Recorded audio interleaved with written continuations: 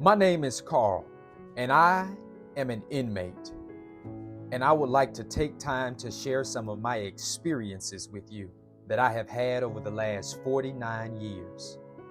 I am hoping that you will be able to see the bad decisions that I made in life and choose not to make the same mistakes. First of all, everything that I am going to share with you is going to be true. I will not fabricate anything. So please have an open mind to receive everything that I am getting ready to share with you. I began my life of crime at the age of 13. This is when I chose to disobey my mother and to follow the ways of and the people of the streets. This was and is the first bad choice that I have ever made. It is also one that I hate and regret. It made it so easy for me not to obey anyone's authority after this. My mom always gave me the best that she had, and she only wanted to see me make it out of the ghetto with a future. She never envisioned her son becoming a drug addict and then a habitual criminal. I had my first shot of heroin at the age of 13. Why?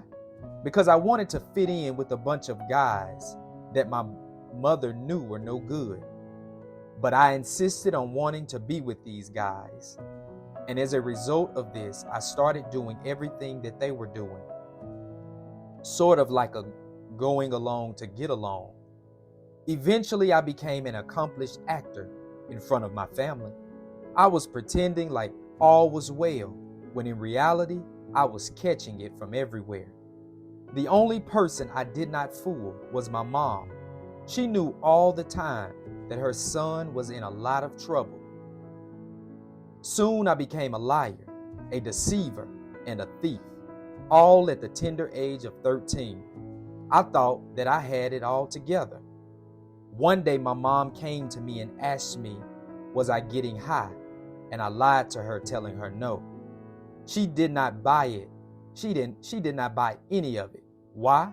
Because everything that I was doing, she had already lived it with my father, who was a drug addict that gave mom heck. So she knew the characteristics. She used to always say to me, Carl, you show me who you be with, and I will tell you who you are. Pigeons don't fly with eagles.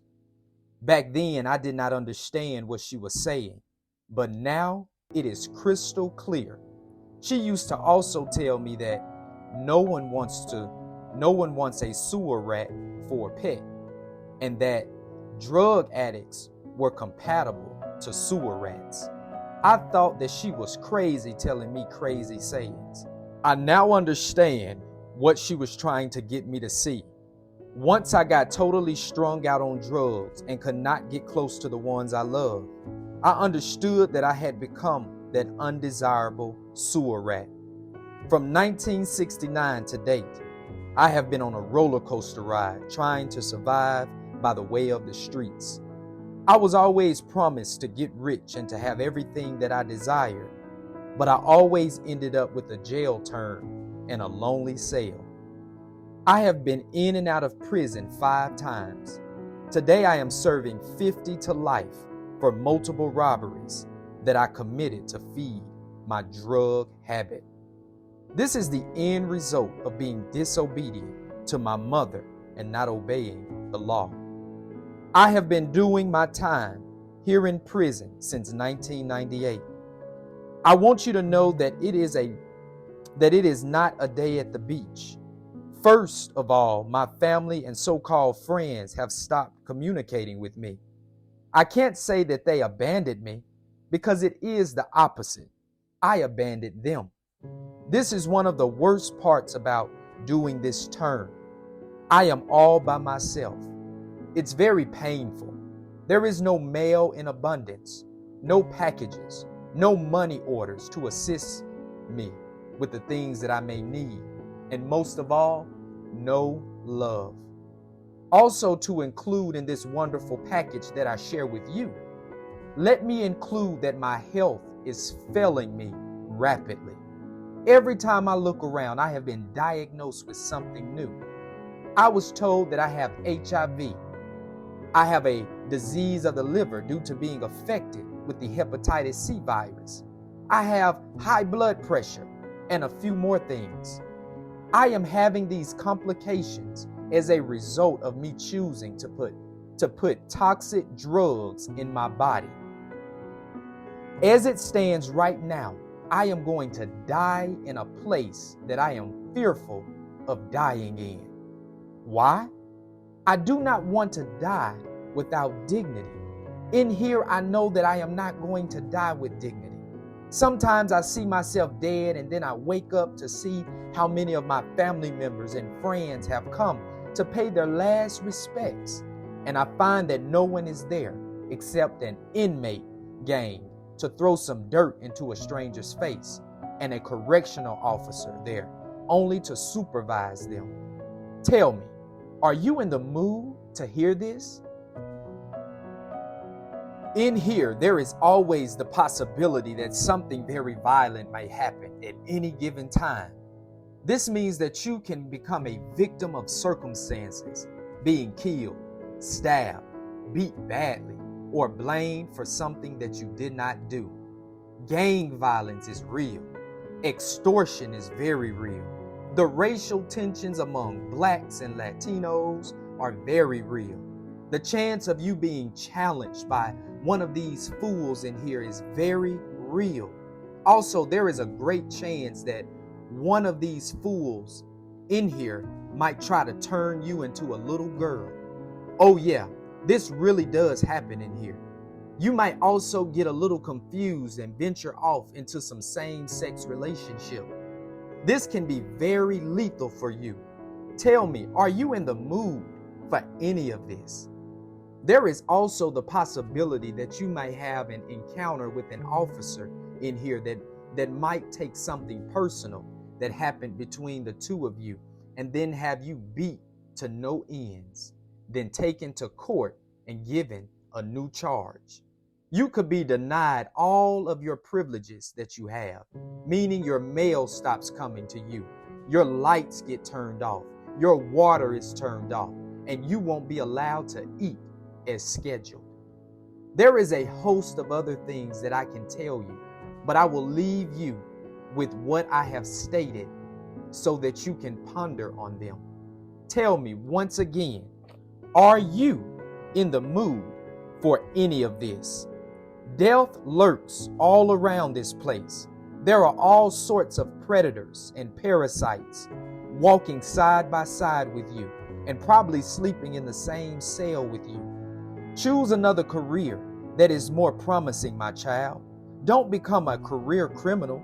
There is no future in this life but doom and gloom. While I am here in prison, I have a job that I am committed to, which is reaching out to and helping as many people that I can to help turn their lives around.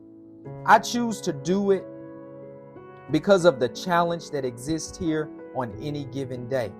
It seems that all of the bad boys of the state touch down in here from time to time, and I like to get in their ears with the hard cold facts about this life that we call the game. I am from Harlem, which is located in New York City. I have a mother, 3 brothers, a sister, a son who is 28 years old, and 3 grandchildren. I don't hear from them, nor do I see them, but nevertheless, I still love them dearly. It breaks my heart that I cannot be a part of their lives anymore. My son was raised by some other parents that have done a fantastic job with him. Seeing that his biological mother and father were drug addicts who were both combating the HIV virus, and that his father is doing life in prison. I don't think that I have seen my son 3 out of his 28 years he has been on this earth. This is crazy. But this is what the life of crime will do to you and your family.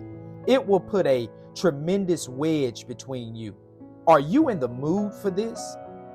In closing, I hope that there has been something that I have shared with you that can be a deciding factor in you redirecting your life. Don't get fooled by anything that anyone might tell you about being disobedient. It is all a lie. I know I have experienced it. Stay in school, get yourself a career, and stay drug-free. Last but least, listen to your mother and your father if they are alive. If not, listen to the one that really believes in you and stay away from the toxic people. The life of crime and drugs will only give you one moment in paradise for a lifetime in Hades. How do I know? I have the marks on my body to prove it, and a 3-letter word across my forehead, which reads HIV, to prove it. Tell me finally, are you in the mood for any of this? I don't think so. Ultimately, the choice is yours. Thanks for giving me your time.